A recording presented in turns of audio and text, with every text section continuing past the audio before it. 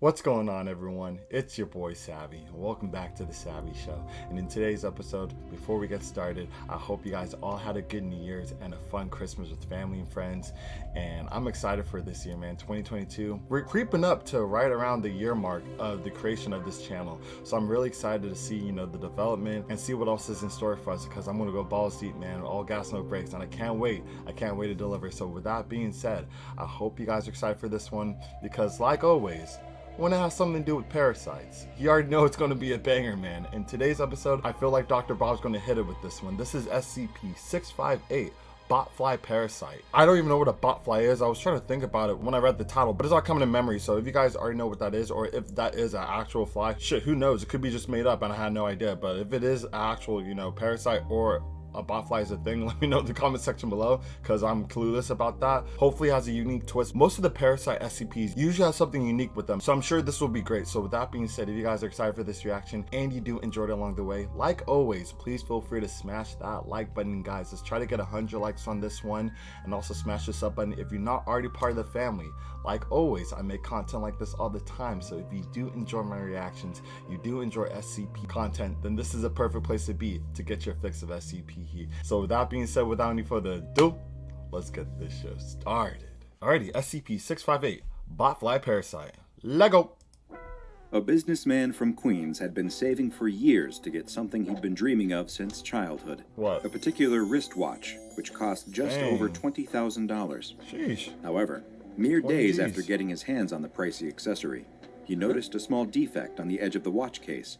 It was a small metal nub, an imperfection that he could have sworn wasn't there when he first bought it. Yeah, nobody, he would have noticed that. He paid 20 grand for the thing. Surely he'd notice if something was wrong with it when he first picked it up. He brought the watch to the official service center out on 5th Avenue that Friday evening. They'd check the watch out and have it back to him by Monday, good as new. You don't buy a watch like this if you expect anything less than the very best. Exactly. The businessman's watch was stored in a secure vault with several hundred others as it awaited repair from a highly trained technician. What happened next would be considered unbelievable. I'm actually surprised, because if he didn't notice that when he bought it, because I'm assuming, obviously, it probably wasn't there when he bought it, wouldn't the person that sold him the watch notice something funny about it too? Like, I'm pretty sure that bump wasn't there, because it wasn't like a scratch or anything. It was like a legit pimple on the watch, it looks like. So I'm surprised he wasn't questioning it at all. Interesting. Hadn't all been caught on the security camera. The first watch began to mutate over the next 18 hours.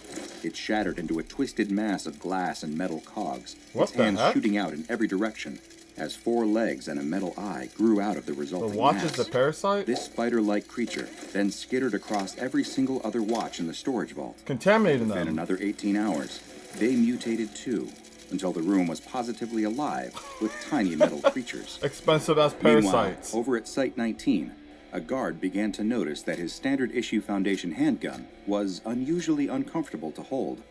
Perhaps he was developing a nerve issue or carpal tunnel syndrome. Uh-oh. It's not that uncommon in the profession.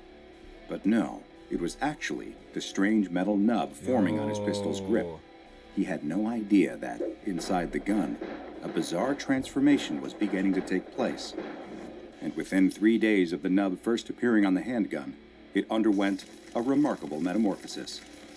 Much like the watches, the gun mutated, growing 4 legs and an eye, they have different shapes began too. running through Site 19, causing chaos. The gun began firing with reckless abandon, sending bullets ricocheting off the walls and injuring Dr. Jack Bright and Dr. Sophia Light as they attempted to disable the rogue pistol. Dr. Bright would be fine. He was able to fire in a sustained fashion for over a solid minute before stopping to synthesize new bullets through unknown means. Eventually, the weapon was captured and subsequently destroyed for presenting an active danger to SCP Foundation personnel. Sheesh. Meanwhile, in an insurance provider's office building out in South Dakota, one of the many desk drones working their fingers to the bone typing up insurance claims barely noticed a small plastic nub forming on the side of their wireless keyboard. It remained this way for a relatively uneventful 6 days. Tell me why he looks like Mr. Incredible. I don't know if you guys noticed that, but he looks identical to Mr. Incredible when he used to work out his office job. The old 9 to 5. Before finally undergoing a complete transformation. It became a chaotic configuration of legs and keys, spelling out the words, "Ask, we will answer," on the top of its body. Wow. It wandered around the office, seemingly brushing up against as many other pieces of technology as it could.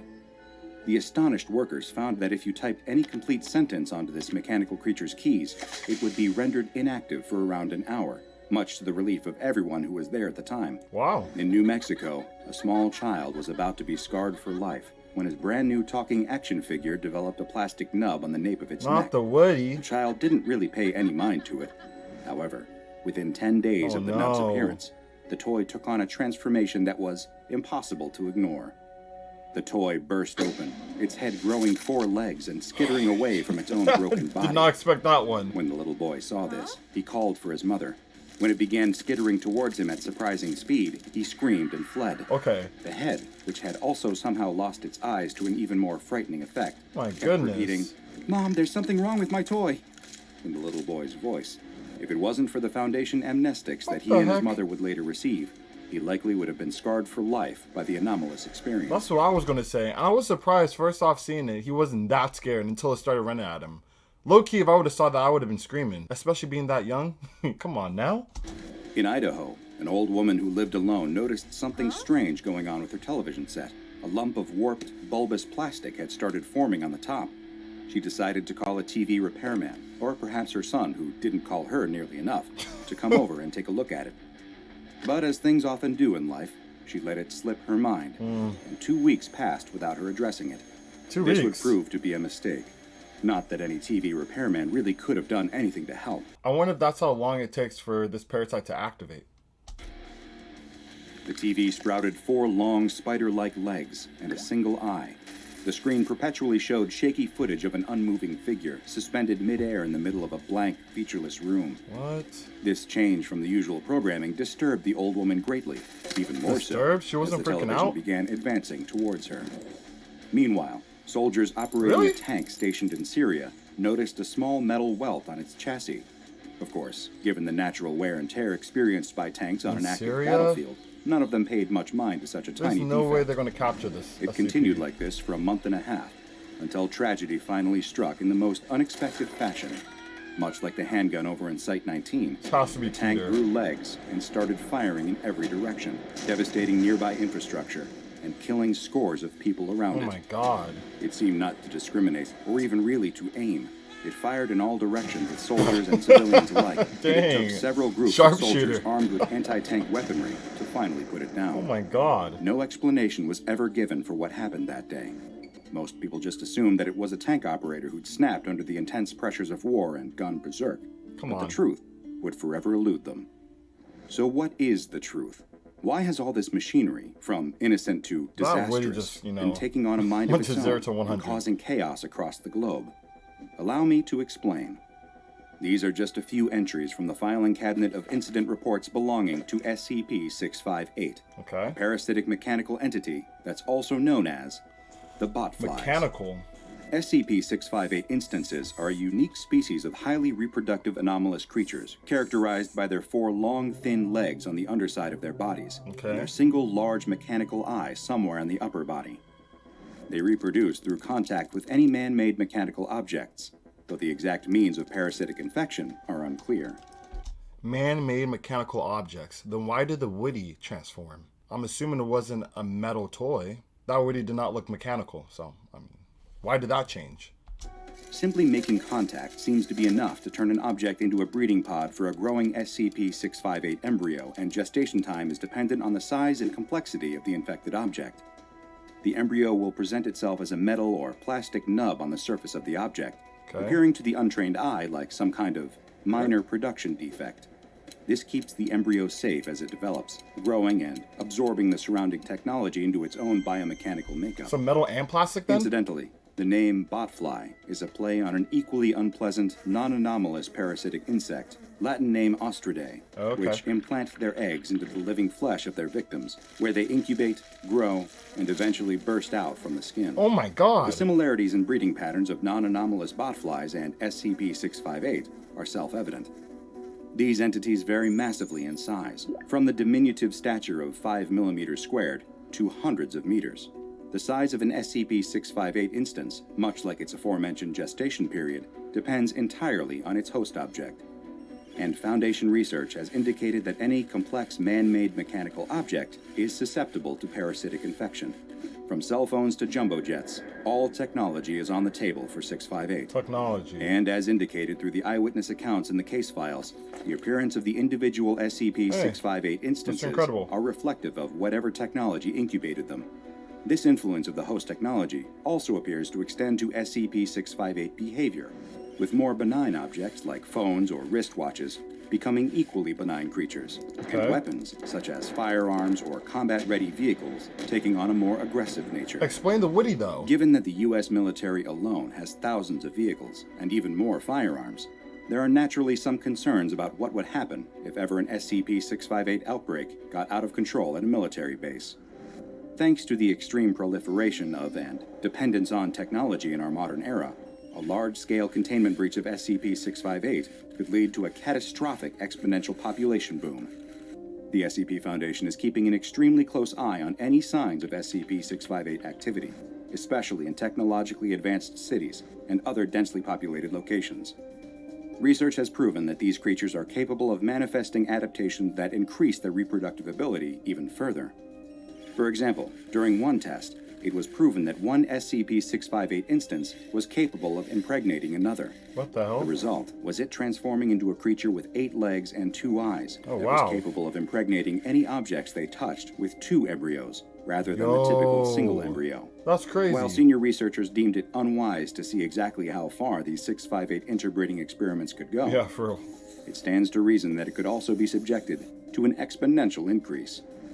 One hypermutated 658 instance could be capable of mass impregnating larger pieces of technology with hundreds, if not thousands, of embryos. Oh my god. You can see how these often tiny and seemingly harmless creatures could quickly become a big problem for all of us. No way the captain. Picture every vehicle: cars, trucks, motorcycles, scooters, ATVs, vans, Humvees, tanks, planes, helicopters, speedboats, yachts, cruise ships, battleships, all becoming hypermutated SCP-658 instances. Oh my god, the helicopter. Then add every phone, every laptop, every computer, every tablet, every TV, every printer, every kitchen appliance, every gun, all being infected with SCP-658 embryos and joining the horde. Given how much all of us, including the SCP Foundation, rely on this technology and so much more in our work and daily lives, it's clear how the uncontrolled proliferation of SCP-658 would completely alter the world as we know it. It's a clear reminder of the importance of the SCP Foundation's work. The worst-case scenarios for even some of the more innocent-seeming SCPs can be startlingly bleak. They could literally take over the world. Due to the mechanical nature of these anomalies, all connections to the Church of the Broken God and their illicit activities are being explored by Foundation field personnel. Containment protocols on SCP-658 are extremely clear. Any instance of SCP-658 no larger than 50 centimeters across any axis, considered to be a small SCP-658 sample, is to be stored alone in a steel box when not being used in active testing. Okay. Special containment procedures specify that the box must be kept closed through low-tech means, and we mean a true return to basics here. String or duct tape are the preferred methods of keeping them under lock and key, or, as some researchers prefer, weighing down the lid with heavy books. Anything with a more complex locking mechanism is capable of being impregnated by SCP-658, completely negating containment. Wow, so they could actually affect things on the outside of their environment or wherever they're surrounded or wherever they're held captive. That's kind of interesting. I thought it has to be like physical touch, but I guess it's still part of the box itself, just a different side of it. Any 658 samples larger than 50 centimeters are to be destroyed as soon as possible after being apprehended by Foundation personnel.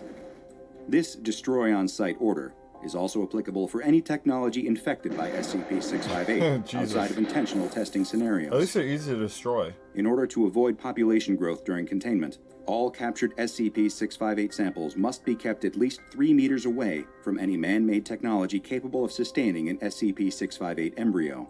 If unsure of whether an object is applicable, researchers and guards are told to err on the side of caution when it comes to this anomaly, which has been classified as Euclid. After all, when it comes to SCP-658, or really any SCPs, it's far better to be safe than sorry. Now go and watch another entry from the files of Dr. Bob, like SCP-799, the Carnivorous Blanket, for another I've seen that SCP one. with a rather unique breeding method. And make sure you subscribe and Oh my turn on God. notifications so you don't miss a single anomaly as we delve further and further into the SCP Foundation's classified archives. I'm surprised it's not Keter, to be honest. This is a cool animation and a breakdown, but there's so many things that weren't adding up. Like, how is that not a Keter? Is it only because it could contain smaller versions of it? Like, for example, how are they going to contain a tank without destroying it? Because, I mean, SCP Foundation is about containing the SCP. If you're just destroying it and, like, they're out and about, how are you going to contain every single one of them? That's why I would think it's Keter.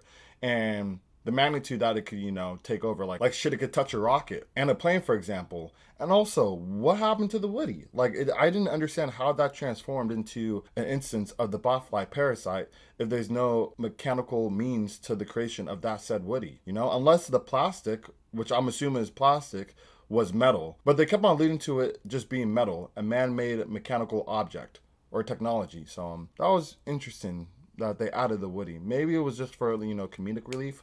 But let me know what you guys think in the comment section below. Like always, Dr. Bob be killing it with these animations. I enjoyed it. I hope you guys enjoyed it as well too. If you guys did, please remember to smash that like button for me. Also smash the sub button, join the family if you're not already part of it, and then hit that bell so you stay plugged for each and every upload. And now, unfortunately, that concludes today's episode. However, I'll catch you guys on the next one.